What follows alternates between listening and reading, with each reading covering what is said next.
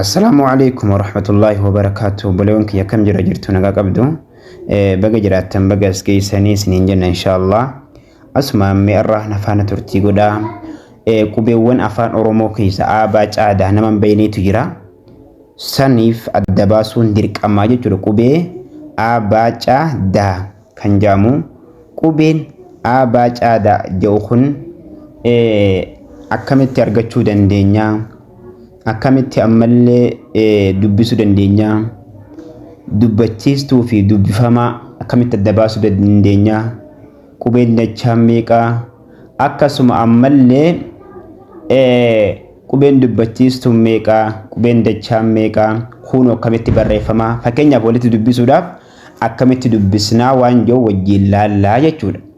Inshaallah gaa xumurtii keenya xumuraatti wajji godhaa isiniin jenna sumaanii.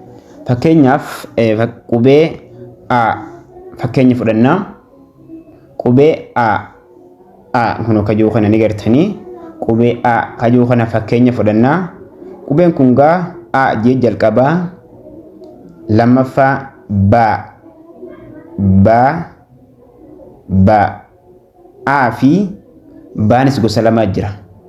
Hundaa'u jalattiin isinii kaa ba a kuno qubee xiqqaan kana ba qubee xiqqaan kana jechuudha. Caan immoo kanumaatu xiqqaata malee inni kanumaa jechuudha. Daanis kana daan gosa lama. Kuno daan daa kun amma daa guddaa jedhama. Daa guddaa. Kun ammoo daa xiqqaadha. Daa xiqqaa. Kun amma guddaadha. Xiqqoon kun oola.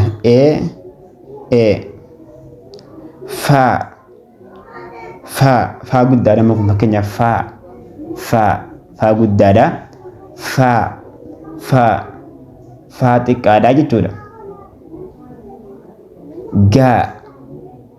Kun amma gaa guddaadha. Gaa xiqqaan immoo kana gaa.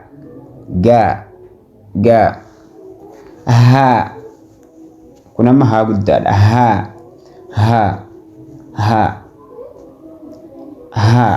Haa xiqqaan ammas hin kana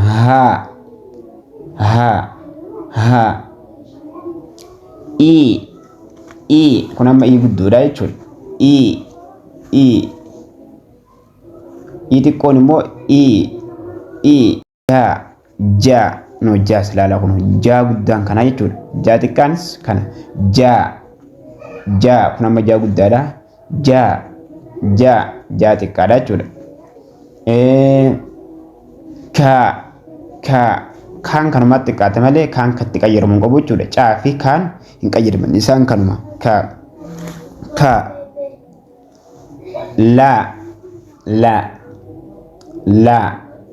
Laanis laa guddaan kanaa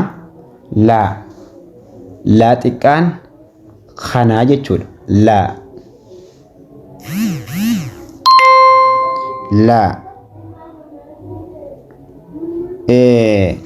Erga laa kana jennee booda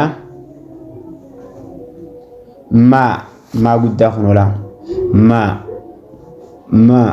Maa guddaadha. Kunis maan kanumaatu xiqqaata jechuudha. Maa xiqqaan immoo kana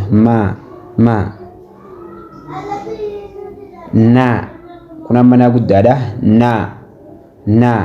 Naa jaamaa jechuudha. Naa guddaadha.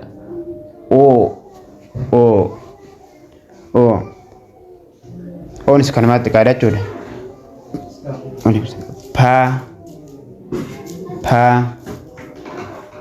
Paanis bifa kanaan jira jechuudha.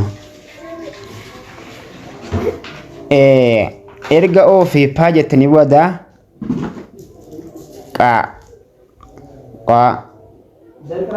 kunoo qaanis kanaa jechuudha.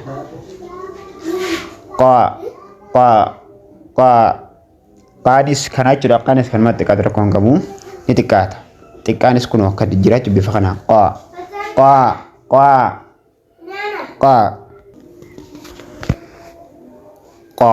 dhaan kana jechuudha kan namni isiniif kun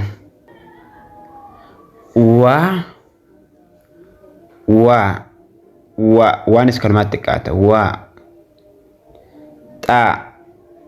xaanis kalmaatti xiqqaata jechuudha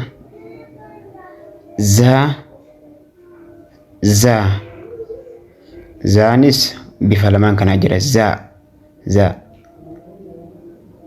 akkasuma mallee yaanis bifa lamaan kanaan jira jechuudha